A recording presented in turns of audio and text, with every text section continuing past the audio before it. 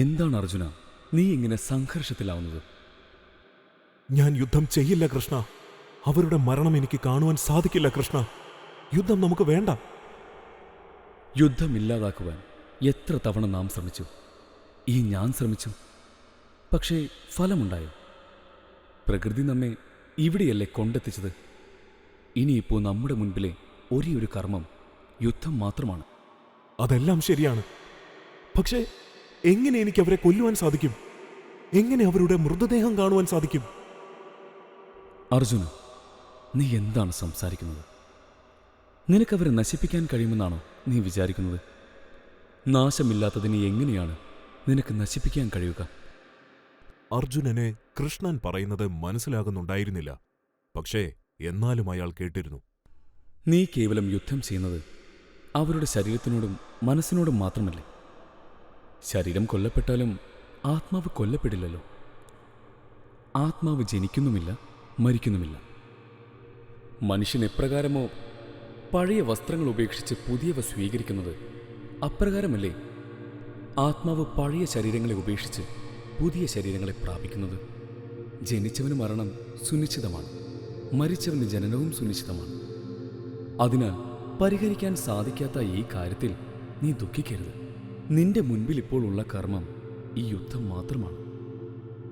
നിന്നെ അലട്ടുന്നത് ഈ കർമ്മത്തിന്റെ വരാനിരിക്കുന്ന ഫലം. നിനക്ക് കർമ്മം ചെയ്യുന്നതിൽ മാത്രമേ അധികാരമുള്ളൂ. ഒരിക്കലും കർമ്മഫലങ്ങളിൽ ആഗ്രഹം പാടില്ല. കർമ്മഫലങ്ങളെ ഉദ്ദേശിച്ച് കർമ്മം ചെയ്യുന്നവനായി നീ മാറരുത്.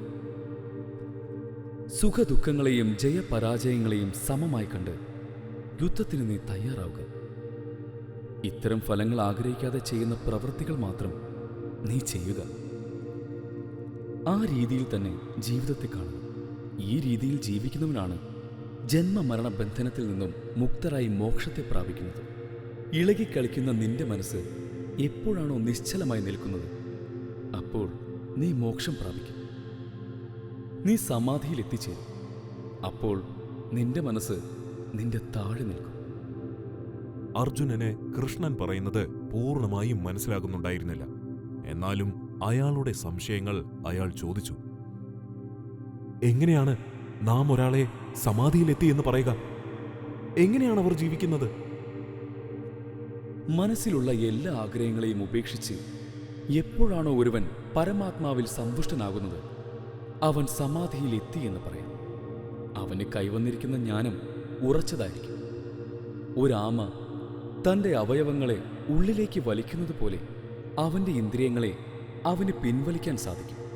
കാരണം ഇന്ദ്രിയങ്ങളെ സന്ധിക്കാനുള്ള ജ്ഞാനം അവന് കൈവന്നിരിക്കും. മനസ്സിനെ അടക്കുവാൻ കഴിയാത്തവന് ധ്യാനം പോലും ചെയ്യാൻ കഴിയില്ല. ധ്യാനം ചെയ്യാത്തവന് മനഃശാന്തിയുമില്ല. മനഃശാന്തി ഇല്ലാത്തവന് സുഖം എവിടെയാണ്? അവൻ്റെ ഇന്ദ്രിയങ്ങൾ വെള്ളത്തിൽ കപ്പലിനെ കാറ്റടിച്ചുകൊണ്ടു പോകുന്നത് പോലെ ജീവിതത്തെ വലിച്ചുകൊണ്ടു പോകും. അതുകൊണ്ട് തന്നെ ആർക്കാണോ ഇന്ദ്രിയങ്ങളിൽ നിന്നും പിൻവലിയാൻ കഴിയുന്നത്, അവൻ്റെ ജ്ഞാനം ഉറച്ചതായി മാറും. അല്ലയോ കൃഷ്ണ, അങ്ങ് എന്താണിപ്പോൾ പറയുന്നത്? കർമ്മത്തേക്കാൾ ശ്രേഷ്ഠമാണ് ജ്ഞാനമെങ്കിൽ എന്തിനാണ് അങ്ങ് ഇത്തരമൊരു നീചമായ കർമ്മത്തിലേക്ക് എന്നെ കൊണ്ടിടുന്നത്? ചുറ്റുമുള്ള പ്രകൃതിയൊന്ന് നോക്കുക അർജുന. ഒരിക്കലും ഒരു നിമിഷം പോലും പ്രകൃതി കർമ്മം ചെയ്യാതിരിക്കുന്നില്ല. കർമ്മം ചെയ്യാതെ നിന്റെ ശരീരം പോലും പ്രവർത്തിക്കില്ല. കർമ്മം ചെയ്യാതെ ഇന്ദ്രിയങ്ങളിൽ മുഴുകിയിരിക്കുന്നത് ഏതൊരുവനാണോ അവൻ കപടാചാരനെന്ന് വിളിക്കപ്പെടുന്നു. നിശ്ചയമായും നീ കർമ്മം ചെയ്താലും അകർമ്മത്തേക്കാൾ കർമ്മം തന്നെയാണ് ശ്രേഷ്ഠം. എന്നാൽ കേവലം ആഗ്രഹമോ താല്പര്യമോ കൊണ്ടാവരുത് കർമ്മം ചെയ്യേണ്ടത്. അങ്ങനെ കർമ്മം ചെയ്യുന്നവരെ നീ നിന്റെ ചുറ്റിലും കണ്ടിട്ടുണ്ടാവും. എന്നാൽ യഥാർത്ഥത്തിൽ കർമ്മം ചെയ്യേണ്ടത് ആഗ്രഹം കൊണ്ടോ താല്പര്യം കൊണ്ടോ ആകരുത്. അങ്ങനെയല്ല പ്രകൃതി കർമ്മം ചെയ്യുന്നത്. അങ്ങനെയല്ല നിന്റെ ശരീരം കർമ്മം ചെയ്യുന്നത്. പ്രകൃതി മനുഷ്യരെ പോലെ തൻ്റെ താല്പര്യങ്ങൾക്കനുസരിച്ച് മാത്രം കർമ്മം ചെയ്താൽ എന്തായിരിക്കും ഗതി? പോട്ടെ, ഒരു തവണയെങ്കിലും അലസത കാരണം കർമ്മം ചെയ്യാതെയിരുന്നാൽ എന്തായിരിക്കും സ്ഥിതി? അർജുന, ഇത് തന്നെയാണ് പ്രകൃതി നിന്നോട് പറയുന്നത്. ഒരു തവണ പോലും അലസതയില്ലാതെ കർമ്മം ചെയ്യുക. പ്രകൃതിയുടെ ഇന്ദ്രിയങ്ങളിലൂടെയാണ് നീ കർമ്മങ്ങൾ ചെയ്യുന്നത്. അതിലൂടെ മാത്രമേ ഏതൊരു കർമ്മവും നിനക്ക് ചെയ്യുവാൻ സാധിക്കൂ. അതുകൊണ്ട് തന്നെ ഞാനാണ് കർമ്മം ചെയ്യുന്നത് എന്ന തെറ്റിദ്ധാരണ മാറ്റുക. സ്വന്തം കർമ്മത്തിൽ അഭിമാനം കൊള്ളേണ്ട ആവശ്യം ലെവലേശമില്ല.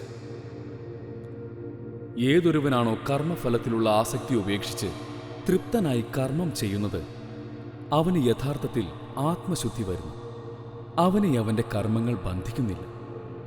ജലത്തിൽ താമര എന്ന പോലെ പാപത്തെയും അവൻ ബന്ധിക്കപ്പെടില്ല. എന്നാൽ കർമ്മഫലം ആഗ്രഹിച്ച് കർമ്മം ചെയ്യുന്നവൻ ബന്ധിക്കപ്പെടുന്നു. ഇതിലൂടെ മാത്രമേ ആത്മാവിനെ കരകയറ്റുവാൻ സാധിക്കൂ. ആത്മാവിൻ്റെ ശക്തിയെ ഒരിക്കലും കീഴ്പോട്ടാക്കരുത്.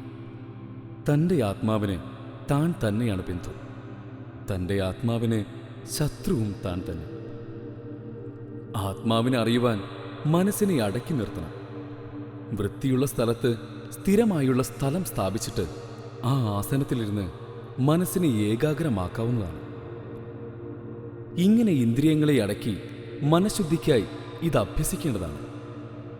ഇപ്രകാരം മനസ്സിനെ അടക്കി നിർത്തുമ്പോൾ ആത്മാവ് പരമമായ മോക്ഷത്തെയും ശാന്തിയെയും പ്രാപിക്കുന്നു. അർജുന, അമിത ഭക്ഷണം കഴിക്കുന്നവനും ഒട്ടും കഴിക്കാത്തവനും അമിതമായി ഉറങ്ങുന്നവനും ഒട്ടും ഉറങ്ങാത്തവനും മോക്ഷം സാധ്യമല്ല. മിതമായ ഉറക്കവും മിതമായ ആഹാരവും കർമ്മവും ഉള്ളവനെ അത് സാധ്യമാക്കും. അവൻ്റെ മനസ്സ് കാറ്റില്ലാത്ത സ്ഥലത്തിരിക്കുന്ന വിളക്ക് പോലെ ഏകാഗ്രമായിരിക്കും. അങ്ങ് പറയുന്നത് ആദ്യമായാണ് ഞാൻ കേൾക്കുന്നത്. പക്ഷെ എന്നിരുന്നാലും ഇതെല്ലാം സത്യമാണെന്ന് എനിക്ക് തോന്നുകയാണ്. പക്ഷേ മനസ്സിനെ ജയിക്കാൻ എനിക്ക് കഴിയുന്നില്ല. മനസ്സിന് ചഞ്ചലമായ സ്വഭാവമാണുള്ളതെന്ന് ഞാൻ മനസ്സിലാക്കിയിട്ടുണ്ട്.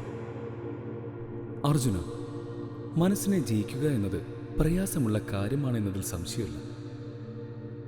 അതിൻ്റെ സ്വഭാവവും ചഞ്ചലമാണ്. വെറും ചിന്തകൾ കൊണ്ട് അതിനെ അടക്കുവാൻ സാധിക്കില്ല. പക്ഷേ അർജുന, മനസ്സിനെ അടക്കുവാൻ ഒന്നിനെ കൊണ്ട് സാധിക്കും: തുടർച്ചയായ അഭ്യാസം. ഇങ്ങനെ തുടർച്ചയായ അഭ്യാസത്തിലൂടെ ശാന്തമായ മനസ്സിലൂടെ അയാൾ സ്വയം സുഖം പ്രാപിക്കുന്നു. ഇത്തരത്തിലൊരുവന് ദൈവം അഥവാ പരമാത്മാവ് അദൃശ്യനായിരിക്കില്ല. സർവവസ്തുവിലും അവൻ പരമാത്മാവിനെ കാണുന്നു. പരമാത്മാവിനും അവൻ അദൃശ്യനായിരിക്കില്ല. അർജുന, അവർ ഇത്തരത്തിൽ സഞ്ചരിച്ചാൽ ദൈവത്തെ അറിയുമെന്ന് ഞാൻ പറഞ്ഞു. പക്ഷേ എന്താണ് അവരറിയുന്നതെന്ന് ഞാൻ പറഞ്ഞില്ല. ആ ജ്ഞാനത്തെ ഞാൻ നിനക്ക് പറഞ്ഞു തരാം.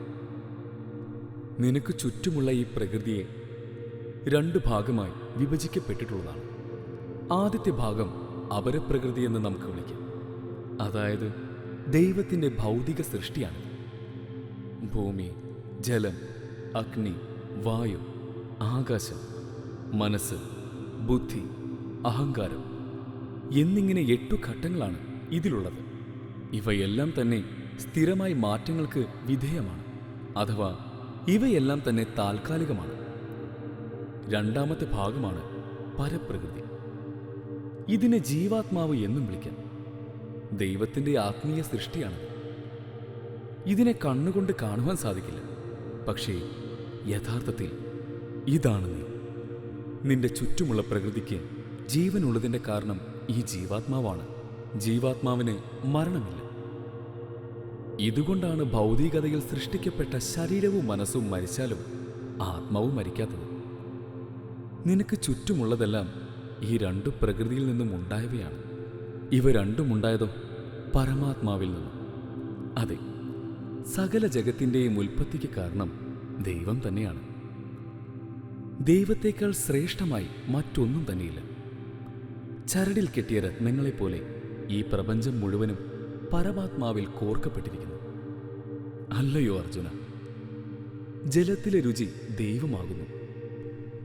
ചന്ദ്രസൂര്യന്മാരുടെ പ്രകാശം ദൈവമാകുന്നു. ആകാശവും ആകാശത്തിലെ പക്ഷികളും ദൈവമാകുന്നു. ഭൂമിയിലെ സുഗന്ധവും അഗ്നിയിലെ പ്രകാശവും ദൈവമാകുന്നു. ജീവജാലങ്ങളിലെ ജീവനായും തപസ്വികളിലെ തപസ്സായും കുടികൊള്ളുന്നത് ദൈവം തന്നെ. ധർമ്മവിരുദ്ധമല്ലാത്ത ലൈംഗിക ജീവിതം ദൈവം തന്നെ. നിനക്ക് ചുറ്റും എന്തെല്ലാം പദാർത്ഥങ്ങളുണ്ടോ അവയെല്ലാം തന്നെ ദൈവമാകുന്നു. ഇവയെല്ലാം തന്നെ ദൈവത്തിൽ നിന്നാണ് ഉണ്ടായതെങ്കിൽ പോലും ഇവയൊന്നും ദൈവത്തിൻ്റെ പ്രത്യേകതകൾ കാണിക്കുന്നില്ല. സകല പ്രാണികളും അജ്ഞത കാരണം ആ ജഗത് പ്രഭുവിനെ അറിയുന്നില്ല. 4 വിധത്തിലുള്ള മനുഷ്യരാണ് ദൈവത്തെ ഭജിക്കുന്നത്. രോഗാദികളെ കൊണ്ട് പീഡിതരായവർ, ദൈവത്തെ അറിയുവാൻ ആഗ്രഹിക്കുന്നവർ, ധനത്തെ ആഗ്രഹിക്കുന്നവർ, മോക്ഷം ലഭിച്ചവർ. ഇതിൽ സദാസമയം ദൈവത്തിൽ മനസ്സുറപ്പിച്ച് ദൈവത്തെ തന്നെ പൂർണ്ണ ആശ്രയമായി കാണുന്നവൻ ശ്രേഷ്ഠനാകുന്നു. കാരണം ഏറ്റവും അവൻ്റെ പ്രിയപ്പെട്ടവൻ ദൈവമാകുന്നു. അവനും ദൈവത്തിൻ്റെ പ്രിയപ്പെട്ടവനാകുന്നു. ഏതൊരു ഭക്തൻ ഏതൊരു രൂപത്തെ ആരാധിക്കുന്നുവോ അവൻ്റെ വിശ്വാസം ഉറപ്പിക്കുന്നത് ദൈവം തന്നെയാണ്. എന്നാൽ കേവലം മനുഷ്യർക്ക് വേണ്ടി മനുഷ്യരൂപത്തിൽ ദൈവം പ്രത്യക്ഷപ്പെട്ടിട്ടുള്ളതുകൊണ്ട് തന്നെ ചിലർ കരുതുന്നു ദൈവം മനുഷ്യനാണെന്ന്. ദൈവത്തിന് മനുഷ്യന്റെ രൂപമെന്ന്. രൂപമില്ലാത്തതും സർവപ്രപഞ്ചവുമായ ദൈവത്തിൻ്റെ വിശ്വസ്വരൂപത്തെ അവരറിയുന്നില്ല. ദൈവത്തിൻ്റെ രൂപത്തെ യഥാർത്ഥത്തിൽ ആരും തന്നെ അറിയുന്നില്ല. കാരണം എല്ലാത്തിൻ്റെയും ഉൽപ്പത്തി അതിൽ നിന്നുമാണ്. അങ്ങ് പറയുന്നതിൽ എന്തൊക്കെയോ ചില കാര്യങ്ങളുണ്ടെന്ന് എനിക്ക് തോന്നുന്നു. പക്ഷേ സംശയങ്ങൾ നിരവധിയാണ്. ഏത് രീതിയിൽ ദൈവത്തെ ആരാധിക്കുന്നതാണ് യഥാർത്ഥത്തിൽ ശ്രേഷ്ഠം?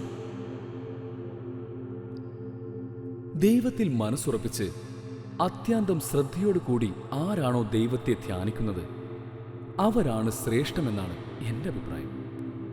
ഇനി നിനക്ക് ധ്യാനിക്കാൻ കഴിയുന്നില്ലെങ്കിൽ അഭ്യാസത്തിലൂടെ ദൈവത്തെ പ്രാപിച്ചാലും.